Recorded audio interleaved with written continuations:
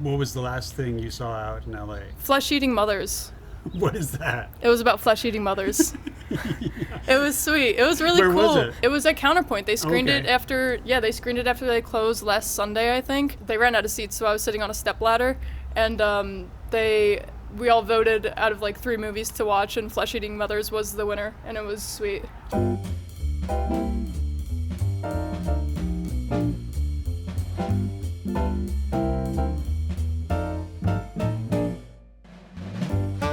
Hello, welcome to MovieTown, the revival cinema scene show. We are here in Los Feliz at the Philosophical Research Society, and I'm joined by lead programmer Alex McDonald, who also heads up programming at 7th House Screening.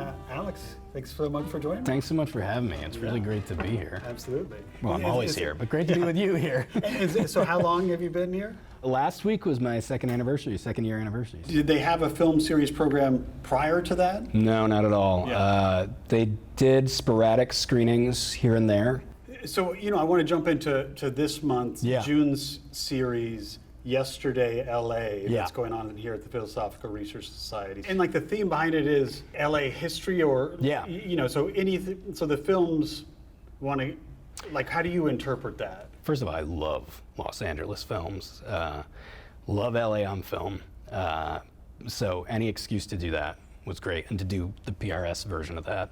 By the very nature of it just being repertory programming, it's dealing with LA history. Right. We are screening MULHOLLAND DRIVE, which is, in the scheme of things, a more contemporary film. Not as much now. Yeah. But so much of it harkens back to LA's ghosts and LA's histories and the mythos of all of that and all the tragedy that's wrapped up in that. So that's very much a fit for something LA history based. But yeah, I think the through line in the films that I chose, they're either sort of askew visions of the city, auteurist, interpretations or takes, or they're kind of marginalized voices in LA that are being represented on film. Yeah. So yeah, that feels like the criteria. Yeah. And, like Blank Page, you're starting the series.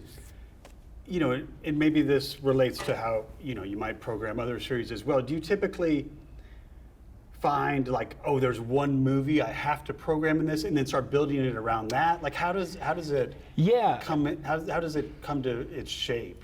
I mean, the way I'm very much a collector in general, and collecting ideas and collecting pitches and all of that. They sort of collect in my head, and then suddenly there's a through line that starts to form between them. Yeah. So I'm friends with experimental filmmaker, a pioneering filmmaker, Pat Oneill, an incredible experimental filmmaker. And I'm friends with him, but I'm friends with his wife primarily. And we talked about showing his film Water and Power at some point. And so it is such an incredible LA film. A very askew take, but really, really virtuoso. I didn't know it until getting the title from you and looking it up and stuff. It's so awesome. But so there's that, and then a couple other titles I'd wanted to show. Agnes Varda's Murmurs, Murmurs. I don't know how to pronounce it. I say Murmurs. But I'd wanted to show that, and so we're not going to show Big Lebowski. I'd love to, but we're going to. I know everybody has their like versions of it. Yeah. The films that would immediately come to mind. So it's really and I probably love all of them. Right. But yeah. No, I mean, and even so many of the films you've chosen like spark other movies. Sure. Like even Mi Vida Loca. Yeah.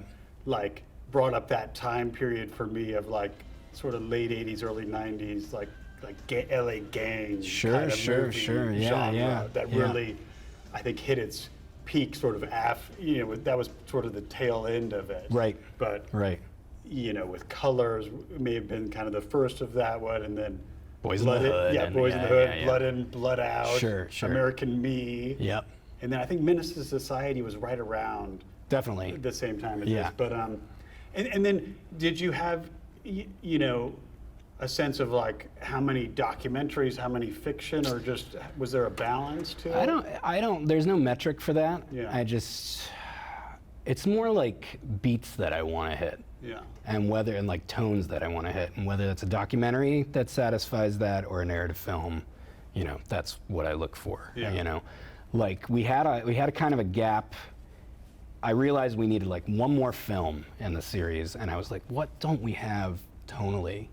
And I realized, like, oh, we should do Wattstax. Yeah. You know, so like it's so jubilant, and you know, it has like that and Mulholland Drive are like such different films. Yeah. But they're both celebrating like integral parts of the fabric of the city. Yeah. You know. No, I mean that's interesting. Even I think that's a good one to start with. Yeah. 1972 concert that it's filmed. Yeah. It comes out in 1973 Yeah. as this feature. Yeah. And I mean it's an interesting like film too from LA because the marketing of it, and maybe when you first see the cover or whatever, it's like a concert doc, but it's a pretty light concert for a doc. I mean, it's very, in revisiting it, it was much more, it's like about, South LA, about Watts, about the people there. It's got these Richard Pryor sort of, the intro, and then interstitials in this bar. Like so much of it is not at the concert. It's so interesting. The stuff in that restaurant is like, that's my favorite part of the movie, you know? I mean, when I watch Woodstock, don't get me wrong, I love the performances, but I love all the stoned out hippie stuff, people separated from each other trying to find, or whatever. So I love that this has that. And it is such like a portrait of that city at that time, and not only the concert, but how the concert brought the whole community together. Yeah, because even, I mean, the sort of short snippets of songs, you kind of get more. And then towards the back end, there's one song that the Bar Keys do, the guy with this big, like, blonde afro plays the sax so that good. I really like. And then, of course, the Isaac Hayes stuff at the very end. The crowd loses their mind. It's so good. And then the guy, who was the guy who's doing, Rufus Thomas, do the Funky Chicken. That's probably the peak, like, concert element. Totally. That and, all the crowd, like, spilling out onto the football field. Because it is a weird, even, arena or stadium for a concert, because the crowd is so far away from this, like, stage in the middle, and the Coliseum is so enormous. It's sort of a weird, it just almost creates this, like, distance between the crowd that it feels more like just a day out in the park, and there's some music. And so you do kind of see why they did all these other elements. But yeah, I mean, it comes across much more as like an LA documentary, I think, than like a concert doc, which is really interesting. Because there's 2 or 3 musical performances that aren't at the concert. There's like one in the church. There's one out by Watts Tower. So, like, I think that's what I like most about the film is just the on the ground, like what people look like in 1972, like the crowd, like the black crowd that would come out for that versus, what you would see today at a similar like fest. Like the fashions are just so strikingly different. And like, and I think maybe it's because we're so used to seeing the woods, the Woodstock and sort of that rock version of it that we don't see, like how the funk fashion. It was so interesting. And like, I mean, I really loved all of those elements. And it even gets to, another film that I actually hadn't seen is the Charles Burnett My Brother's Wedding, which I think relates kind of on the narrative side to it a lot. It's shot a bit later, came out in '81. Was 3 years after, the really seminal film Killer of Sheep. That I think probably, I mean, myself and most people probably think of that first with Charles Burnett. My Brother's Wedding, I love the location shooting so much. Seeing that part of LA at that time, I think is so interesting. Like, had you thought about those 2 movies together, or like, how did that come? No, not particularly. I mean, I guess I was just trying to find films that were snapshots of different parts of the city, And granted, there's kind of crossover there, but I think Burnett, both those films, the location is so integral to the story and everything that comes with it, social strata and everything of living there. So I think, I just wanted to make sure that was captured and covered by this series. So, no, I mean, I'd programmed My Brother's Wedding before programming Wattstax, and I felt it touched, a certain dramatic tone that we didn't necessarily have. Yeah. So, and it's, Killer of Sheep just was restored and remastered, and it's been playing around town. And Annihilation of Fish. Like exactly. The later one it's having kind of a moment right last month. I feel there was just a restoration. Totally. That's been out. So. That film had been basically lost. Yeah. And never really distributed. I don't think ever distributed. Yeah. So he's definitely in the air right now, and I realize most people haven't seen this film. Right. It gets a little buried by the kind of legend of Killer of Sheep. Yeah. And it's such a poignant, touching, powerful film. So, and the photography's great, and it's in color. It's beautiful. So, well, it's a different, feel and sense of a movie than Killer of Sheep. Certainly, definitely, which is much more, playing around with like a documentary realism / narrative, and this one, is more of a straight ahead. I think that's what I really like about it. Is like the pitch of it is really good. This, guy struggling with his brother marrying up in the world, and him trying to kind of stay, have 2 feet still in his neighborhood in the life that he thinks is sort of important to him. And they both, kind of can't fulfill both. Is sort of the ultimate end. But I like the guy, who plays the main character, Pierce, so much. He's such a great, visual. I think of, my favorite scenes in it are when he's just behind the counter at the dry cleaner, and this 12-year-old girl who has a crush on him in the neighborhood keeps coming up and bothering him and sort of flirting with him. It's just a really lived-in film. So yeah. And do you know? He would work later with it would actually be his next movie, which would take a little while to get going, the Danny Glover To Sleep with Anger. But he had TV stuff, I think, in between this. Yeah. But is My Brother's Wedding, is that is that mostly non-actors, or is it a mixed, I would presume mostly. I don't really know. Right. But I presume a lot of non-actors for sure. Yeah. I presume it's but some of the actors in Killer of Sheep, I think, are back in My Brother's Wedding. Yeah. So, yeah. I'm Andy with MovieTown. Who are you guys? I'm Ellie. I'm Serene. Serene, what are you guys here to see tonight? It's called Night Shift. Yeah. Had you seen it before? No. Never seen it. Have you ever even heard of it? No. Not really, but it just looked cool. Do you guys come to other screenings here at PRS? We haven't been to a screening here before. Okay, this is my first time here. Yeah. Very good. I've been here I've come and used the library, and there's lots of cool events here, so it's an amazing space. And do you guys get out to, are you regular moviegoers at some of the other revival stuff? What are some other revivals? We go to the Lenley or... Well, it's art house, maybe new, but the New Beverly, American Cinematheque, Vista shows a lot of stuff. You go to any of those? Not a ton. I don't know. We live in the mountains, so it's hard to get live? out. We live in Monrovia. Yeah. Okay. If you guys could program a movie that you'd want people to see, what would you show at a screening like this? That's a good question. I don't know. I have lots of answers. I would probably do Sweet Movie. Oh, Sweet Movie, the actual Sweet Movie, Sweet Movie, that's what I would like to curate, something like that, and then do Salon and talk about whatever, Vienna Actionism or something like that. Who did that one? Dusan Makiyev. Okay. Yeah. Amazing. I think a lot of people are what is the Philosophical Research Society? Sure. They know this location, but they might not know what it is or what the full scope is. So maybe just give us a little brief, what is this place? Yeah, I know every cult says they're not a cult, but we're not a cult. I think there was a belief for a long time that this was some hidden society up on the hill, but it couldn't be further from that. So PRS is in its 91st year, which is wild. It was founded in 1934 by a guy named Manly Palmer Hall, who is a comparative spirituality and philosophy scholar, author, lecturer, and a philosopher himself. And he would lecture right here. This space was the last place to open. It was 1959.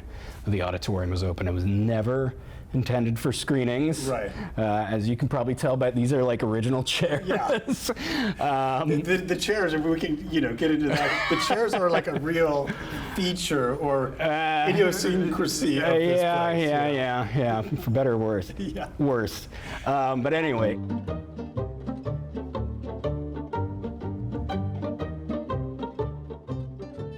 I'm doing a show about like old revival screenings around LA. It's called MovieTown. Do you mind doing just hearing what you guys are seeing?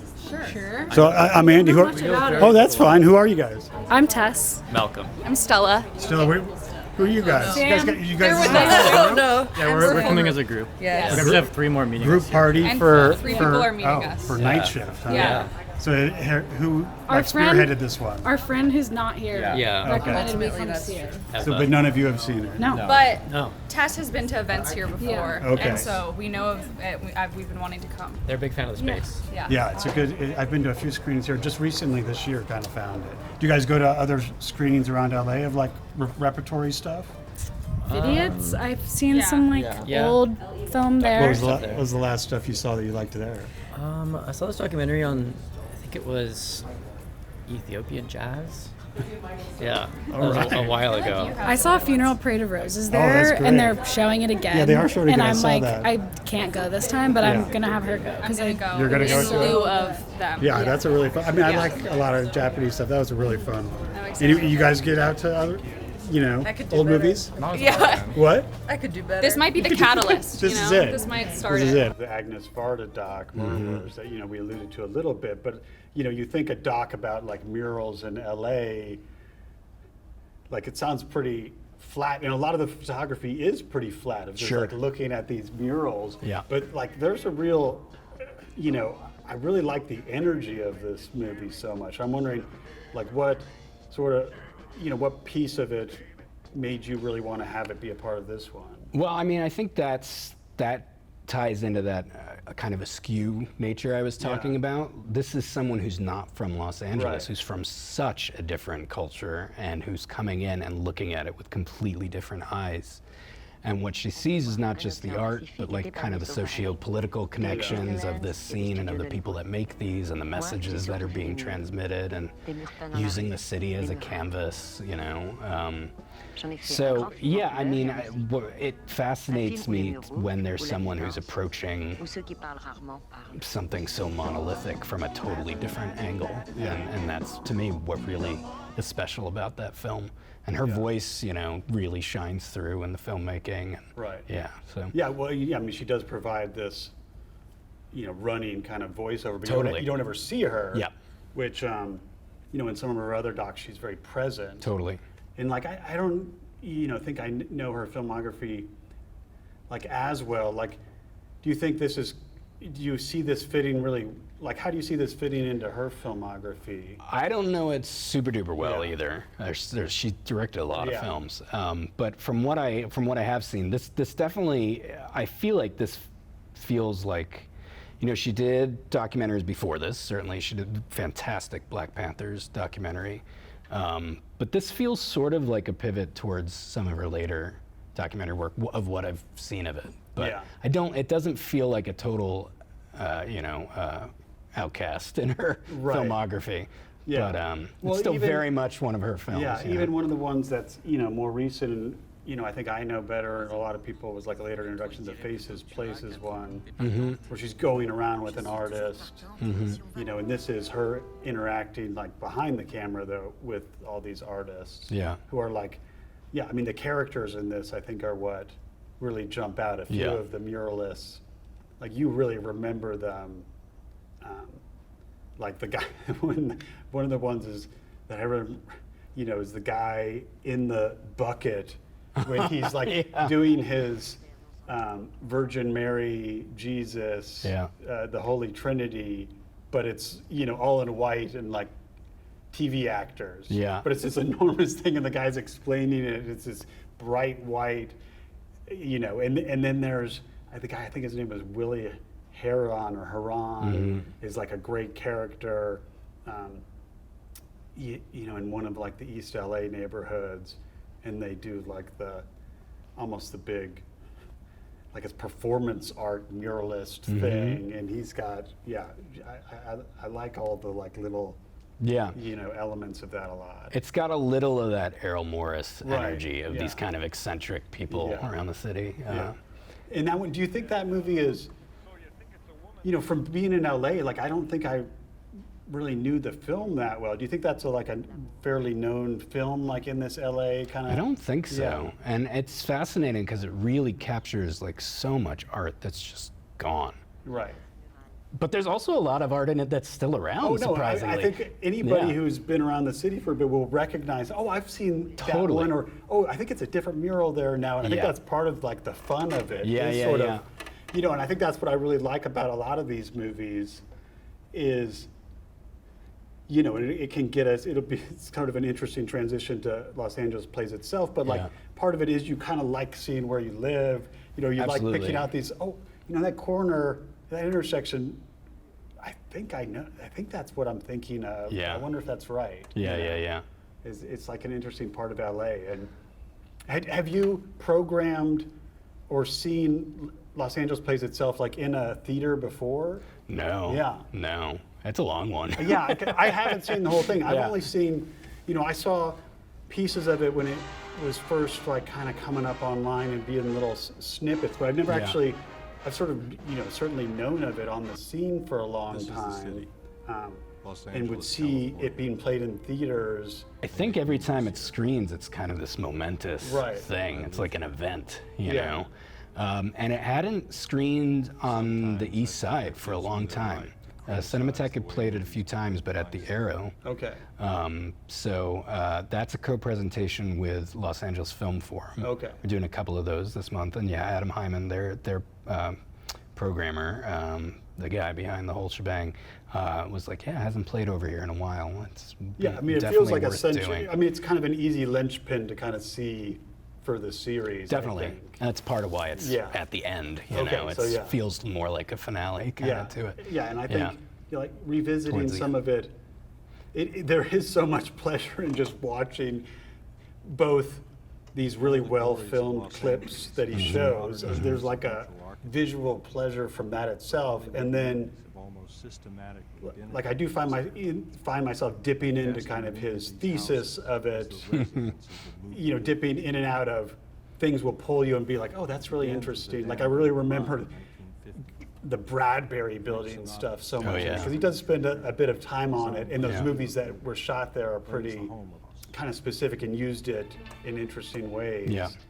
I think, are there any parts of that you think that like when you see that title, you think of sections of the movie, or? Well, I haven't seen most of it. Interesting, And you're touching on something else that's part of my criteria. I also program stuff I want to see. Oh, that's it. This is the question I had for you, is like how much of this stuff is, you are sort of discovering in your research, or like, I've seen that and I got to play it. Like I'd say I'm pretty familiar with most of the films, and a lot of them are films I've seen many times. But then there are some films where, we didn't get into it, but I sort of cut my teeth at Rest in Peace / Pieces at the Cinefamily. Oh yeah, I know. I think that's where I initially recognized you here, is like I had spent a lot of time in the 2010s at Cinefamily. I think it was a little bit of a turning point for kind of repertory culture in LA that we're seeing sort of post-COVID, sort of that kind of left late 2010s, and then that a little bit more fun sense of it versus, before it was kind of American Cinematheque and New Beverly, I feel like were the main forces. And those are just midnight screenings. Totally, and I think it's bringing the midnight movie energy just to repertory programming sort of in general, and kind of the communal aspect of it. But Cinematheque and New Beverly were more straight ahead screening. And so how old were you when you were doing like that early Cinefamily stuff? I started there in 2008. They'd opened in 2007. I'm trying to do the math. I was in my early to mid 20s. And again, it was like this. Were you like a pretty hardcore cinephile before that? Or most definitely. No, it's cheesy, but like, I keep trying to move away from programming. I've tried a bunch of different other career paths, and I seem to keep coming back to it. And, you know, I was the kid who, when, you know, my brothers wanted to watch a football game or whatever, I was like, I'm in the middle of a Hitchcock marathon. Like, I rented all the Hitchcock films and I'm watching them all back to back. Or I'd throw themed birthday parties where it was like, at that time, it was all superhero movies. We're just watching super. So I was doing it before I realized what it was. So but I think the thing with Cinefamily is like, oh, this is a job. Like, there's a title for this, you know? And the way that they programmed, kind of very conceptual and series-based, and finding like odd, askew lines that run through films that you might not otherwise connect, it definitely resonated right away. Like, I got it right away. And it's very, like we were saying, there's not necessarily always a clear concept or through line, but these things collect and you start to realize how they're connected. So that was definitely an influence on me. I don't remember what the hell the original question was. No, I don't know. I think we ended up there. Oh, but have I seen a lot of these films? Yeah. What I honed doing that was also how to get the energy, vibe, impression of a film pretty quickly. Yeah. And like understand, will this resonate? Right. Won't it? Does it have that certain like WTF factor or to discovery like play factor? In a crowd. Exactly. Exactly. And I think that is what's kind of what I feel is like special about this moment right now is both seeing a lot of films I haven't seen with a crowd before, even ones from the 90s and 2000s, like revisiting them with crowds is such a different experience. Totally. And like I feel like there's this groundswell of people kind of like, oh yeah, this is really good. Yeah. It's almost like and the number of movies you would expect to play differently and play really well in a crowd are so vast, that like I've had such better times going to the movies for these old movies than just going to the AMC to kind of like try to be up on the latest releases. Totally. It's such like what have you seen, sort of having been in the world for a while now, like have you felt sort of a change? Or it's immense. Yeah. I think this is the most exciting time. People I talk to have been in this city for their whole lives. They're like, this is one of the most exciting times for cinema. Yeah. Since maybe like the 70s, where all of these places were showing repertory films, But like you said, there's a different energy to it now. Yeah. And I feel like it's a good thing. Almost every day I feel like a new collective is popping up doing films around town. It's a very fertile time for cinema programming right now. That I just found out, and it was kind of a question I wanted to mark for you. Like I just found one in Riverside is showing That's awesome. the Penelope Spheris Suburbia from great. 84. Yeah. And it's showing it like a micro awesome. cinema that's called Back to the Grind. It's like amazing. Riverside Cinema Galore is the name of the micro Love cinema. But I was wondering, like, what was the latest one that you found that like a small? Gosh, I'm trying to remember the one that. Well, I mean, the Eastwood just popped up. Right, You mentioned that, and I haven't been there yet. And I just connected with the programmer, who's a really sweet guy, and but now and maybe we'll get into it. And now I'm awful. I'm blanking on the name, but they have a name for their film programming portion now too, and it's cool to see that too, where they're like these venues, but then like there's an identity. Is it Tesseract? Is that Tesseract? Okay, because I noticed that in theirs. I didn't know if it was like a separate thing.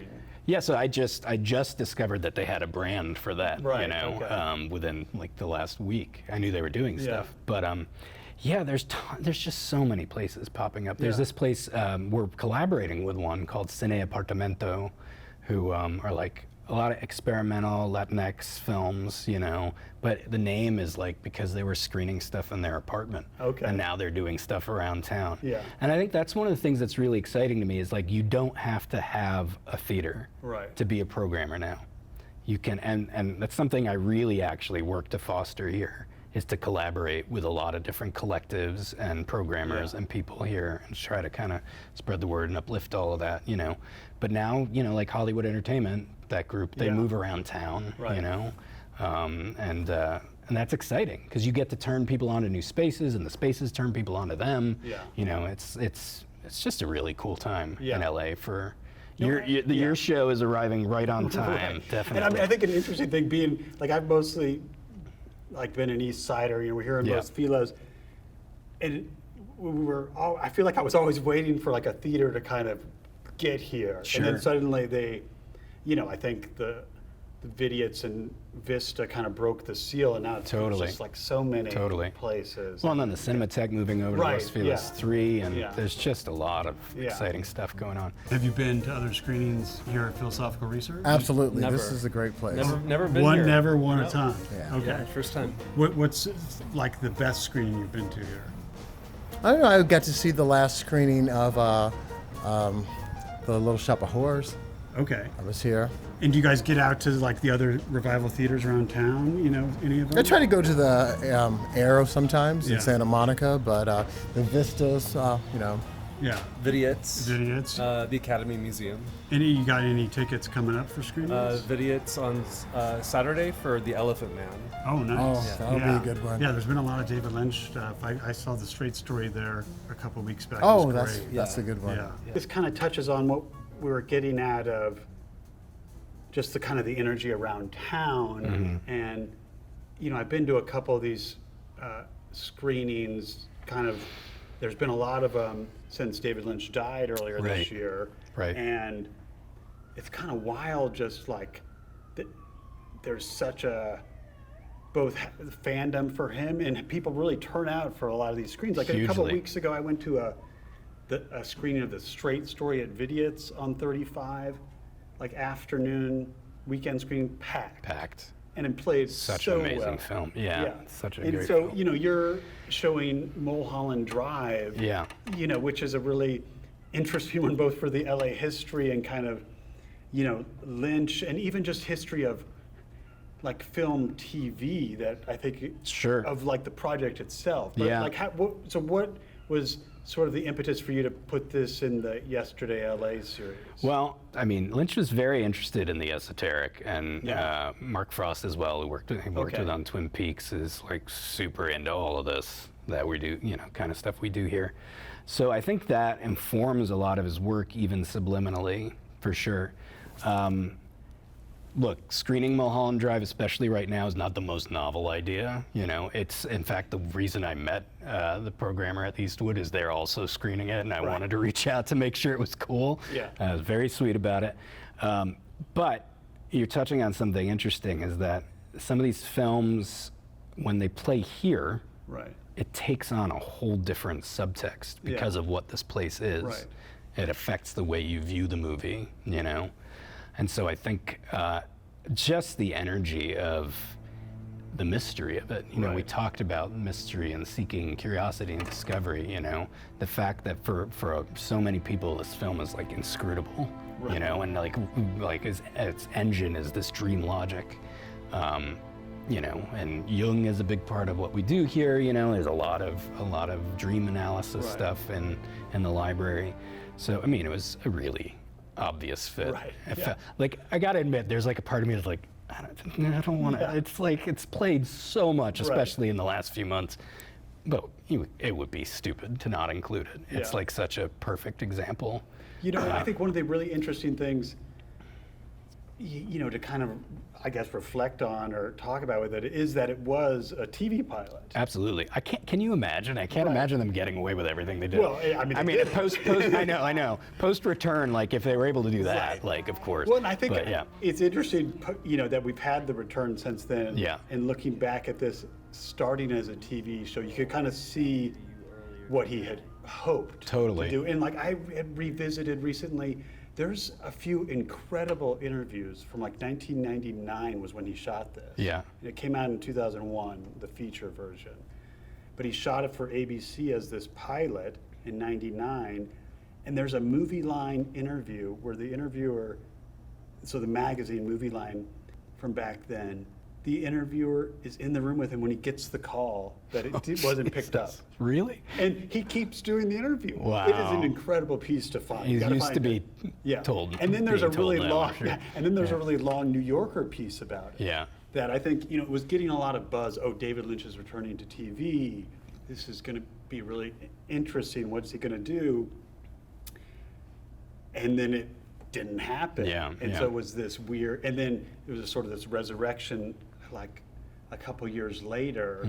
It's such like an interesting thing that it somehow still played, you know, maybe, you know, better as a film. You know, he did shoot some additional pieces, and I saw you were having the singer, Rebecca Del Rio, who does Llorando. Yep, she'll be here performing, Yeah, that's wild. And so that piece I read wasn't in the pilot, but he had shot it as like, because there was like a back deal thing that it was going to go to Europe potentially as a film, a long TV thing, and not just as the TV show. But because that does feel like, oh, that's an obvious thing that he probably you know, shot after the fact to make it into a film. But I think from what I've read, he flushed out that piece with the two women at the end. Really was sort of what he added to that. Yeah. And then, you know, I saw another interesting Lynch TV thing is Vidiots is showing all 7 episodes of On the Air. I went to the first screening of it at the Hammer. Yeah, I don't know it. It was that screening at the Hammer was one of the coolest things I've been to in a long time. Yeah. Talk about that energy of everybody discovering something together, because it was either impossible to see or there was some of it on YouTube and it was in terrible quality. Yeah, I've seen like a still of it is what I think of in my head. It's I can't. Well, I was going to say I can't believe it ever aired, but barely any of it aired. Yeah, I think only the first episodes. 2, 3, 4 episodes aired, and that's like where it really starts to get weird. By the way, yeah, I cannot recommend watching that enough. Yeah, it is so uniquely bizarre, and like, I mean this as a compliment. Parts of it are like a little aggressively unfunny, you know, in a way that's hilarious with the crowd, you know. Like I'm trying to remember the actor's name. I think he played Squiggy, I think, or Reggie Lenny. Well, I can't remember which guy from Laverne and Shirley is in it, and he's a great character, but he speaks in this way where he like flips his vowels and everything like that, and it's like funny at first, and then tiresome, and then absolutely hilarious when they're committing to the bit throughout the show. It's just so funny in a way that's like no other TV comedy I've ever seen. And I initially thought like, oh, it'll be, you know, funny in the ways that Twin Peaks is funny and the quirky, you know, stuff. It's so beyond that. It's really terrific. So I'm really glad it's getting a reprise over here. That's one I've got circled that I certainly highly recommend it. Need to I'm check. sure we're doing something cool the same day, but still highly recommend it. What's your name? I'm Valentina. Valentina, are you working here? I'm volunteering tonight. Okay, do you volunteer just for film screenings? I do it as many as I can get. Yeah. Whether they're interesting to me or not, usually they end up being interesting to me. But And so is part of volunteering like you come check people in and then you get to see the movie? Yeah. And so is that why you're here? Oh yeah, I was like, this looks cool, it's a movie. I had no idea going into it, and then I told people, hey, I'll see you Thursday. And they're like, you have to see this. Yeah. What was like your favorite screening you volunteered and gotten to see here? There's a bunch. I really liked the Heartworn Highways one because I love that documentary. And then I also loved Sister Street Fighter. That was really cool. Oh, really? Yeah, Sister it was awesome. That's not Switchblades. I'm thinking of Switchblades. No, but I want to see that one now. Street Fighter. Yeah, that was awesome. Yeah. Well, you know, this would probably be not something that would necessarily be a PRS film, but you know, there's a Friday the 13th on the calendar this month, and so a lot of theaters are doing, you know, as you would expect, doing some Jason Friday the 13th movies. Are you a horror fan or down that? I in my own life, yes. Okay. You know, there's stuff that resonates with me more than others, but as a programmer here, in deference to a lot of Manly's teachings and stuff, there's certain lines with horror that we don't like. That's a good example. We like don't do slashers. Period. You know. But we'll do witch stuff, we'll do supernatural stuff, we'll do ghost stuff, we'll do whatever. Like we'd show Suspiria, we wouldn't show Deep Red. You know what I mean? I feel like that's when people ask, like that's the easiest way for me to explain. Well, let me get your opinion then from, you know, Alex outside of PRS. I'll throw a few of these Friday the 13th at you and tell me which one Oh God, I don't which know. one I do or not two know those films jumps well out enough. of like, oh, I would like to go to that one. So, Yeah. well, the new Bev, of course, is doing a double feature. Yeah. Of Part 7, The New Blood from 1988, and Part 8, Jason Takes Manhattan, 1989. I'd probably go to Jason Takes Manhattan. Yeah. That one's batshit. That one's pretty wild. And then, or you could go see the original, which is like, also great. You know, out at the Autry Street Food Cinemas doing Oh, that's cool. an outdoor one on the Friday the 13th. That's got to be fun. That's an interesting one. Or the original. So yes, would you go see the original outdoors, or would you go to the Long Beach Art Theater and see it on 16 millimeter where it's being shown? Oh gosh, those both sound those both sound incredible. Yeah. Seeing that movie outside with a crowd, it's a summer camp movie. Exactly. You know, It's that pretty seems fun. pretty cool. Yeah, That seems pretty right in fun. Groove Park. Yeah. And I mean, this pairing was one. I don't know what it's about. The 7, 8, 9. Jason Goes to Hell is Part 9 from 1993. Is showing at Gardena Cinema. Wow. on the I'd go Friday to the that. 13th. With there's a new making of Jason Goes to Hell. Whoa. There's a making of movie that's coming that it's playing with. It's a new film It's a that's new looking film at the making of it. 2025 that looks back. Like, I don't know. Cool. I'm not sure who was looking for the making of that. Somebody movie. was. Well, people were and they didn't know it. Yeah. Now once I they didn't- watch it, they'll but realize it. I'm like, oh, that does make me interested of, you know, because I don't think I know Jason Goes to Hell. I don't think I've ever seen it. You know, I know. I remember that Elm Street video cover though. franchise. Forgot Yeah, that yeah. that cover. So Amazing. that's like an interesting, Yeah. interesting one for this month. Another one is, this is like, you know, there's so many good like Blu-ray 4K labels now. Yeah. This is one of the label doing a series of screening at a bunch of different micro cinemas and theaters in June is Cinematograph, sub-label from Sure, Vinegar yeah. Syndrome. Yeah, they're It's doing coming great out, stuff. And they're doing a run of Go Fish, the black and white 16 millimeter, you know, it has been restored from 1994 at Whammy Analog. Oh, cool. With I believe the director is there for that. Cool. And then at VIDA, and this is one where I know this label from, is Little Darlings, movie from That 1980. movie's so great. This is such a great So discovery great. movie. Like, I will be recommending this Best one to John so Lennon many needle people. drop in any movie, by the way. Yeah.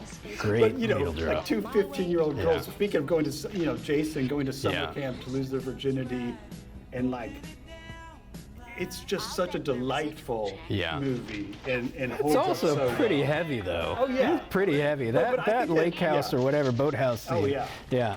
But it's great. Yeah. When at Cinefamily, I think we showed a double of that and Foxes, which wow. like it's Yeah. perfect. It's like the age progression Right, is like yeah. perfect. Yeah. Yeah. Great film.